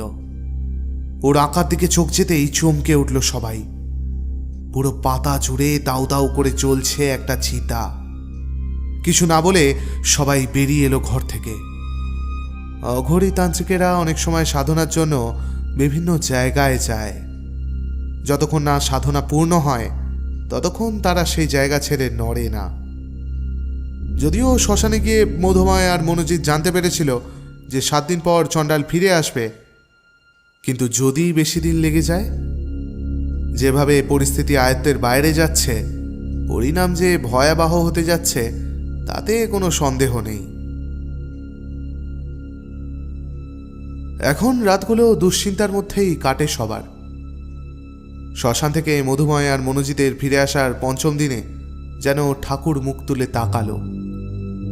সকাল 9টা নাগাদ বাড়ির বাজার দোকান করে যে ছেলেটা, সে জানালো যে কেউ একটা লোক বাইরে দাঁড়িয়ে আছে। ছোট কর্তার নাম ধরে জিজ্ঞেস করছে। লোকটাকে নাকি কাপালিকের মতো দেখতে। কথাটা শোনা মাত্র মধুময় দৌড়ে বেরিয়ে গেল ঘর থেকে। গেট দিয়ে বেরোতেই দেখতে পেল চণ্ডালের চেলাকে। আসুন না, ভেতরে আসুন। বাড়ির ভেতরে যাব না, মানা আছে। আজ মধ্যরাতে শ্মশানে যেতে বলেছে। সে আর দাঁড়ালো না। যতটা সম্ভব কম কথার মধ্যে দিয়ে তথ্যটা মধুময় অবধি পৌঁছে দিয়ে সে চলে গেল। বাড়িতে ঢুকে সবাইকে জানাতে যেন হাঁপ ছেড়ে বাঁচল সবাই। ঠিক হলো রাতে 3 ভাই যাবে। সেই দিন সারাদিন আর কোনো উপদ্রব হলো না। মধ্যরাতের কিছুটা আগে ওরা 3 জন বেরিয়ে পড়ল বাড়ি থেকে। শ্মশানে পৌঁছে চণ্ডালকে খুঁজে পেতে বেশি বেগ পেতে হলো না। চণ্ডালের সাথে 2 চেলা ছাড়া আরও 2 জন ছিল। শ্মশানে 3 জায়গায় চিতা জ্বলছিল। অদ্ভুত এক পরিস্থিতি তৈরি হয়েছিল ওখানে। চিতার ধোঁয়া, চণ্ডাল আর ওর সঙ্গে সাঙ্গপাঙ্গদের ছিলিমের ধোঁয়া সব মিলেমিশে যেন একাকার হয়ে গিয়েছিল। 3 জনেই বসল চণ্ডালের সামনে। চণ্ডাল কিন্তু এক দৃষ্টে তাকিয়েছিল মনোজিতের দিকে। কিরে, বিশ্বাস জন্মালো? হ্যাঁ, আমার মেয়েকে বাঁচান বাবা। আমি স্বীকার করছি, আমি আজ স্বীকার করছি আমি ভুল করেছি। চোখ দিয়ে টসটস করে জল গড়িয়ে পড়ল মনোজিতের। মনোজিতের দিক থেকে চোখ সরিয়ে চণ্ডাল তাকালো মধুময়ের দিকে। লাল সুতোটার রং বদলালো? মধুময় কিছু বলার আগেই মনোহর বলে উঠল, সুতোর রং পুরোপুরি কালো হয়ে গেছে। গতকাল রাতে প্রথমবার দেখি যে লাল রংটা বেশ অনেকটা কালো হয়ে আছে। ভেবেছিলাম পুরো কালো হতে আরও 2-3 দিন লাগবে, কিন্তু আজ সকালে দেখলাম আরও খানিকটা কালো হয়ে গেছে। আর এখন আসার আগে দেখলাম যে আমরা কালো বলে যে রংটাকে বুঝি, সুতোর রংটা একদম সেই রকম হয়ে গেছে। একসাথে অনেকগুলো কথা বলে থামল মনোহর। মনোহরের কথা শুনে চণ্ডাল বেশ জোরে জোরে মাথা নাড়ল। তারপর ফিরল মধুময়ের দিকে। আর তোর ছেলে? মধুময় চণ্ডালের কাছে ছেলের শ্বাসনালীতে দুধ আটকে যাওয়া থেকে শুরু করে বাচ্চার চোখ উল্টে যাওয়া অবধি সবই বলে গেল। সবিস্তারে শোনালো চণ্ডালকে যে সাংঘাতিক কিছু একটা হতে হতে কিভাবে বেঁচেছে ছেলেটা। মধুময় থামতেই চণ্ডাল শুরু করলো, আমি জানতাম, তাই তন্ত্র সাধনায় যাওয়ার আগেই ডোমকে বলে গিয়েছিলাম যাতে একটা শরীর পাওয়া যায়। কি কি পাওয়া যায়? মনোহর আর মধুময় দুজনেই চেপে ধরল মনোজিতের হাত। মনোজিৎ চুপ করে গেল। আবার চণ্ডাল বলতে শুরু করলো, যদি মেয়েকে ভালো করতে না চাস তাহলে চলে যা এখান থেকে। নিজের ভুল বুঝতে পেরে হাত জোর করলো মনোজিৎ। মনোজিতের থেকে চোখ সরিয়ে ছিলিমটা তুলে নিল চণ্ডাল। জোরে একটা টান দিয়ে চেঁচালো, জয় মা। মিনিট খানেক চুপ করে বসে থেকে চণ্ডাল আবার শুরু করলো, আমি এত বছর ধরে যে তন্ত্র সাধনা করছি, গতকাল সেটা পূর্ণ হয়েছে। সেই শক্তির প্রয়োগ আমি আগামীকাল করব। তোদের সমস্যার সমাধান করার ক্ষমতা গতকালের আগে আমার ছিল না, কিন্তু তন্ত্র সাধনা সম্পূর্ণ হয়ে যাওয়ায় আশা করি কিছু করতে পারবো। কাল আমি বসবো পুজোয়। আপনি ডোমকে একটা শরীর পাওয়ার কথা কেন বলছেন? এই পুজোর জন্য একটা মৃত মানুষের শরীর দরকার। কেঁপে উঠল মনোহর। হাঁ করে তাকিয়ে থাকলো মনোজিৎ। মধুময় আবার প্রশ্ন করল, আচ্ছা, ডোম কি করে শরীর পাবে? মানে যাদের এখানে দাহ করতে নিয়ে আসা হয় তাদের সাথে তো তাদের বাড়ির লোকেরাও থাকে। চণ্ডাল কিছুক্ষণ মাথা নাড়ল, তারপর বলল, বেশ কিছু জায়গায় এখনো মানুষ সাপে কামড়ে মারা গেলে তাকে জলে ভাসিয়ে দেওয়া হয়। সেই শরীর কিছু সময় পরে জলের উপর ভেসে ওঠে। ডোমেরা এইসব শরীরকে নিয়ে আসে। আমি যাওয়ার আগেই বলে রেখেছিলাম, আশা করিনি যে এত তাড়াতাড়ি একটা মৃত মানুষের শরীর জোগাড় হয়ে যাবে। এই শরীরটা আজ সকালেই পাওয়া গেছে। তাহলে আজ পুজো করলেন না কেন? কাল শনিবার, এই পুজোর জন্য একদম ঠিক দিন। আবার ছিলিমে একটা টান। জয় মা। 2 মিনিট চোখ বুজে বসে থেকে তারপর চোখ খুলেই চেঁচিয়ে উঠল, যা যা যা, বসে আছিস কেন এখানে? চলে যা যা।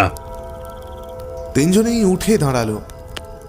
এগোতে যাবে, আবার কানে এলো চণ্ডালের গলা, বাড়ির সবাইকে নিয়ে আসবি, বাচ্চাদেরও বাদ দিবি না।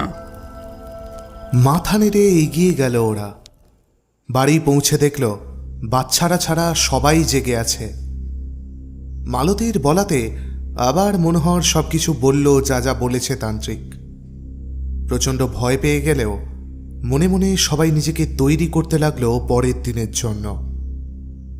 পরের সারাটা দিন সবার যেন একটা ঘোরের মধ্যে দিয়ে কেটে গেল। যত রাত এগিয়ে আসতে লাগলো তত অস্থিরতা বাড়তে লাগলো সবার মধ্যে। রাত 11টা নাগাদ দুটো গাড়ি নিয়ে বেরিয়ে পড়ল সবাই। শ্মশানের কাছাকাছি এসে গাড়িটা রেখে ওরা হেঁটেই এগোলো। এই দিন শ্মশানে ভিড় খুব একটা ছিল না, একটাই চিতা জ্বলছিল একটু দূরে।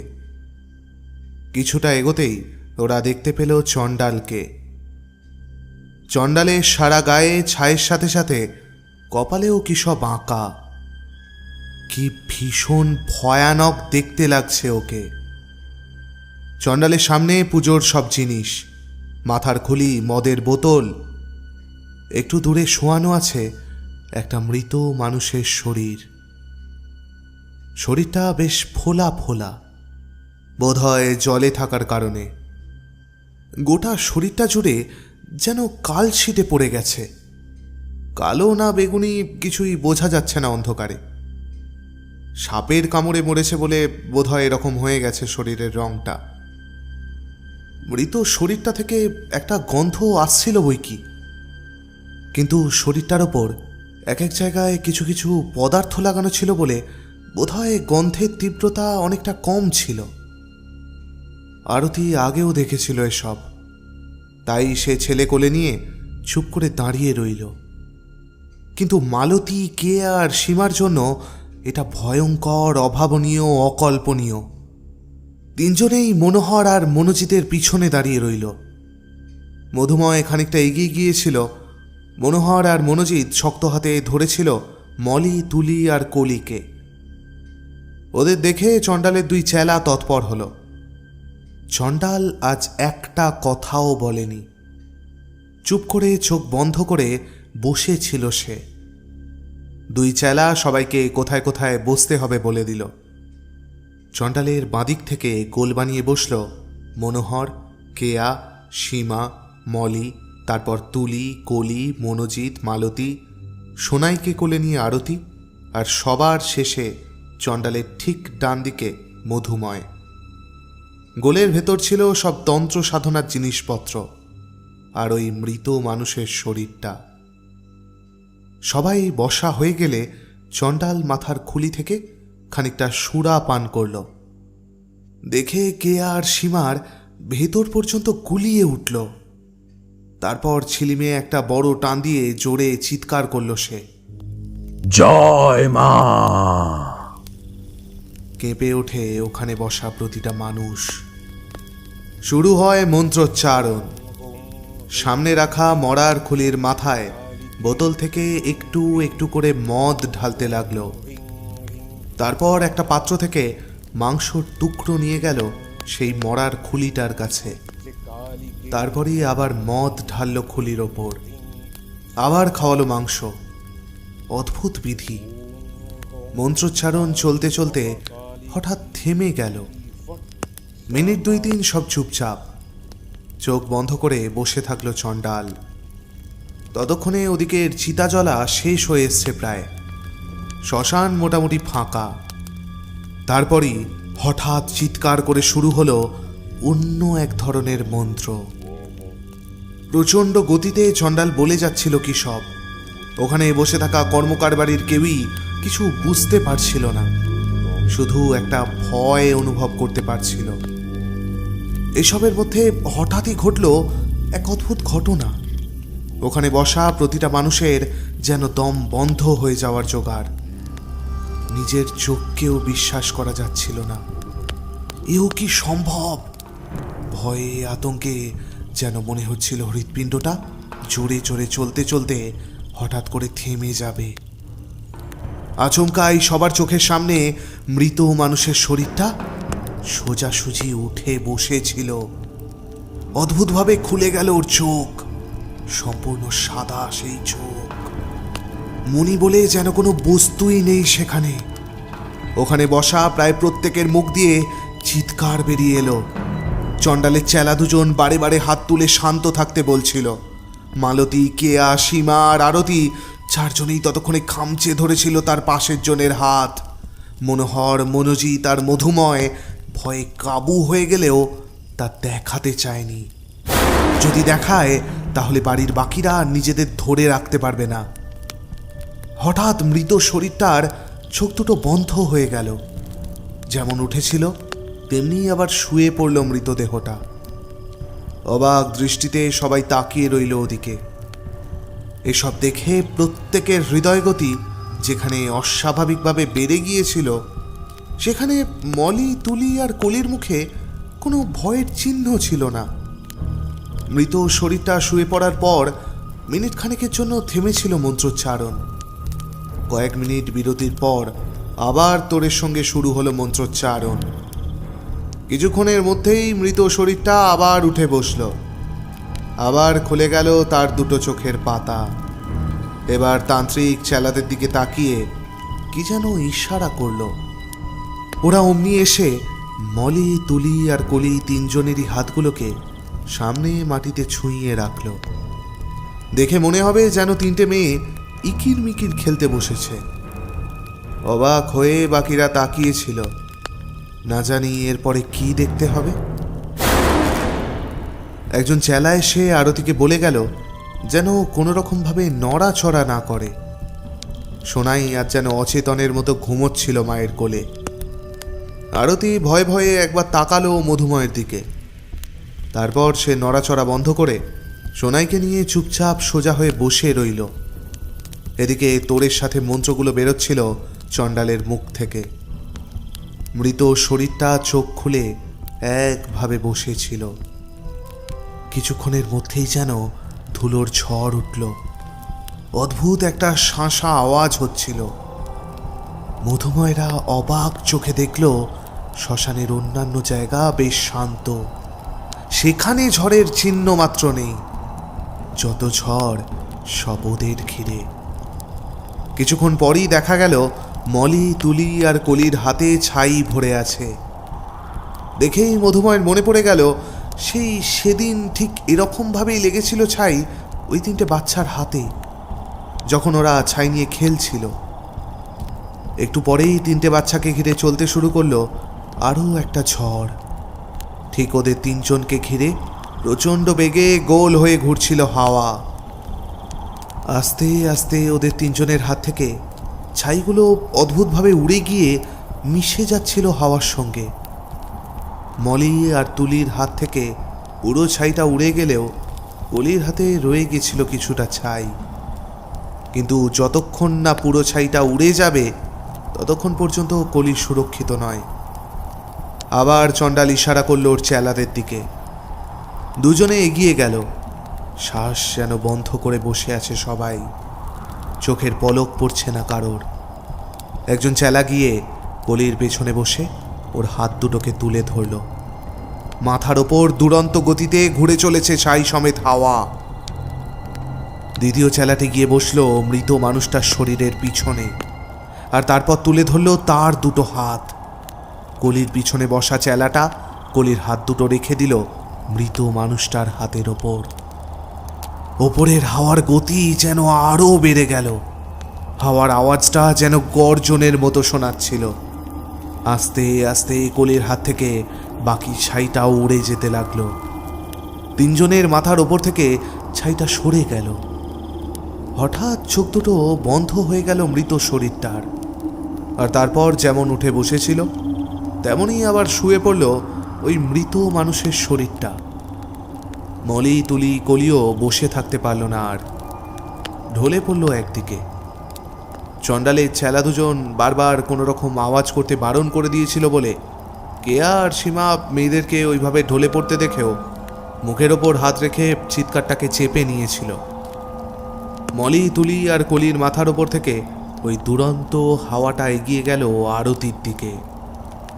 ভয়ে কুঁকড়ে যেতে গিয়েও অনেক কষ্টে নিজেকে ধরে রাখলো আরতি। হাওয়াটা আরতির ওপর দিয়ে বয়ে চলে গিয়ে অন্য কোথাও মিলিয়ে গেল। সেই শাঁসা আওয়াজটাও বন্ধ হলো। হাওয়াটা মিলিয়ে গেলেও ওদের চারিদিকে এখনো চলছিল ঝড়টা। হাওয়াটা আরতির ওপর থেকে বয়ে যাওয়ার পর দেখা গেল আরতির কপালে ছাইয়ের টিপ। ছাইটা তার যথাস্থানে পৌঁছে গিয়েছিল। মন্ত্রোচ্চারণ বন্ধ হয়ে গেল। সবাই চুপ করে বসে আছে। চণ্ডাল এক দৃষ্টে চেয়ে আছে আরতির দিকে। আরতি হকচকিয়ে গিয়ে চুপচাপ সোজা হয়ে বসে আছে। কি যে হতে যাচ্ছে কেউই কিছু বুঝতে পারছে না। চণ্ডালের দেখা দেখি সবাই তাকিয়ে আছে আরতির দিকে। 1 মিনিট, 2 মিনিট, কেটে গেল আস্ত 5টা মিনিট। হঠাৎ আরতির কপাল থেকে ঝরে পড়ল ছাই ওর কোলে থাকা সোনাইয়ের ওপর। চেঁচিয়ে উঠল চণ্ডাল, জয় মা, জয় মা, জয় মা। এবার উঠে পড়ল চণ্ডাল। দেখা দেখি উঠে পড়ল বাকিরাও। একটু দূরে গিয়ে চণ্ডাল ছিলিমটাকে নিয়ে বেশ আয়েশ করে বসল। সবাই একে একে পৌঁছলো সেখানে। ছিলিমে এসে পরপর 2বার টান দিল। তারপর মধুময়ের উদ্দেশ্যে বলল, জয় মা। এ যাত্রায় বেঁচে গেলি তোরা। বেশ কিছু বছরের তন্ত্র সাধনার ফলে যে পরিমাণ শক্তির অধিকারী হয়েছি তার প্রয়োগ আজ আমি করলাম।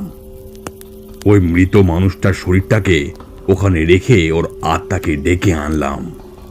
কোথায়? ওর আত্মাকে দেখতে পেলাম না তো। মনোজিতের কথায় একটু থামল চণ্ডাল, আর রাগল না। ওই দুরন্ত হাওয়াটাকে দেখে বুঝতে পারিসনি যে ভুলটা হয়েছিল সেটাকে ঠিক করে দেওয়ার কাজটা ওই অতৃপ্ত আত্মাকে দিয়েছিলাম। 3টে মেয়ের হাত থেকে ছাইটাকে তুলে নিয়ে ওটার আসল জায়গা মানে আরতির কপালে লাগিয়ে দিল। কিন্তু প্রসবের আগে আরতির কপালে লাগানোর কথা ছিল। সেটা যখন হয়নি তখন আরতির কপাল থেকে ওই ছাইটা বাচ্চার গায়ে যদি নিজে থেকে পড়ে তাহলে বুঝতে হবে সাধনা সম্পূর্ণ। আর সেটাই হলো। এর বিনিময়ে ওই আত্মার মুক্তির ব্যবস্থা আমায় করতে হবে। আমরা কি তাহলে এখন বিপদমুক্ত? মধুময়ের কথায় আস্তে আস্তে মাথা নাড়ল চণ্ডাল। তারপর বলল, এখন থেকে তোরা মুক্ত, আর কারোর কিছু ক্ষতি হবে না। তোর ছেলের গলা থেকে ওই কাঠটা খুলে মাটিতে পুঁতে দিবি। যে ছাইটা রোজ ওর কপালে ছোঁয়াস সেটাকে আর ছোঁয়াতে হবে না, ওটাকে ওখানে পুঁতে দিবি। মেয়েদের গলা থেকে সুতোগুলো খুলে ওই জায়গাতেই পুঁতে দিবি। আর কোনো বিপদ নেই। সবার মুখে যেন এতদিনে হাসি ফুটল, শান্তির হাসি, স্বস্তির হাসি। আবার কিছু যেন ভেবে চণ্ডাল বলে উঠল, কিন্তু যখন সব বিধি চলছিল তখন একটা জিনিস আমি স্পষ্ট দেখতে পেলাম। তোদের খুব নিকট কোনো আত্মীয় খুব শিগগির তোদের জন্য ভীষণ বিপদ হয়ে আসছে। তাকে রুখতে না পারলে ছাড়কার করে দেবে সে। সে কে বাবা? আমি কি করে জানবো? তোদের আত্মীয় তোরা জানবি। তবে এখন থেকে 1 বছরের মধ্যে সে তোদের কিছু করতে পারবে না। তার ব্যবস্থা আমি করে দিয়েছি। কিন্তু 1 বছর পর সে আসবে, তোদেরকে ছাড়খাড় করতে আসবে। কি হবে বাবা? কি আর হবে? যখন বুঝতে পারবি যে সব দিক থেকে ঘিরে ধরেছে বিপদ, তখন আমার কাছে আসবি। চণ্ডালের কথাতে আবার সবার মুখে হাসি ফিরে এলো। মলি, তুলি আর কলি ততক্ষণে সুস্থ হয়ে উঠেছিল। রাত প্রায় 3টে হবে। গাড়ি দুটো এসে দাঁড়ালো বাড়ির সামনে। একটু পরে মালতীর ঘরে সবাই জড়ো হলো। অনেক দিন পর আজ সবাই খুশি। বিভিন্ন কথার মাঝে মনোজিৎ বলল, আচ্ছা, কে এমন আমাদের নিকটাত্মীয় আছে বলো তো, যে ভীষণ বিপদ হয়ে আসছে আমাদের জন্য? মনোজিতের কথায় সবাই একসঙ্গে বলে উঠল, আজ নয়, 1 বছর পরে ভাবব। কথার সাথে সাথে হাসির ফোয়ারা ছুটল। অনেক দিন বাদে বাড়িতে সবাই প্রাণ খুলে হাসল।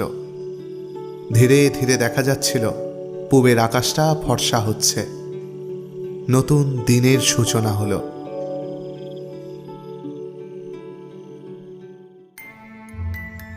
শেষ হলো আমাদের আজকের গল্প, মহুয়া ঘোষের চণ্ডাল। আজকের শিল্পীদের সঙ্গে পরিচয় করিয়ে দেওয়ার আগে একটা কথা বলে নিই। টিম স্ক্যাটার থটস কোনো রকম কুসংস্কারকে বিন্দু মাত্র প্রশ্রয় দেয় না। আমাদের আজকের নিবেদনটি শুধুমাত্র একটি গল্পই ছিল। এই গল্পে ঘটে যাওয়া সমস্ত ঘটনা প্লট নির্মাণের স্বার্থে লেখিকার কল্পনা মাত্র। এর সঙ্গে বাস্তবের কোনো মানুষের বা কোনো ঘটনার বিন্দু মাত্র মিল নেই। আমাদের আজকের পর্ব পরিচালনা, শব্দগ্রহণ, গল্প পাঠ ও মনোজিতের চরিত্রে আমি অর্ণব, চণ্ডালের চরিত্রে অনিকেত, মনোহরের চরিত্রে মানব, মধুময়ের চরিত্রে সায়ন্তন, মালতীর চরিত্রে অর্পিতা, সীমা ও কেয়ার ভূমিকায় উষসী, আরতি ও তুলির ভূমিকায় অস্মিতা ও প্রচ্ছদ অঙ্কনে অভিব্রত। আমরা আজকে আমাদের পাশে পেয়েছি বঙ্গ পরিচয় চ্যানেলের পক্ষ থেকে অনিকেতকে। চ্যানেলটির লিংক রইল ডেসক্রিপশন বক্সে। অতি অবশ্যই সাবস্ক্রাইব করতে ভুলবেন না। আর শুধু ওই চ্যানেলটিকে নয়, যারা আমাদেরকেও সাবস্ক্রাইব করেননি, এবার প্রাণে ধরে করেই ফেলুন। পরের সপ্তাহে কিন্তু আপনাদের অনেকের আবদারের এবং অত্যন্ত প্রিয় একটা গল্প আসতে চলেছে স্ক্যাটার থটসের মেঘে। আর আমাদের আজকের গল্পটি আপনাদের কেমন লাগলো তাও নির্দ্বিধায় জানান আমাদের কমেন্ট বক্সে। আমরা আবার ফিরে আসছি আগামী রবিবার সদল বলে। ততদিন ভালো থাকবেন আর আমাদের পাশে থাকবেন। শুভরাত্রি।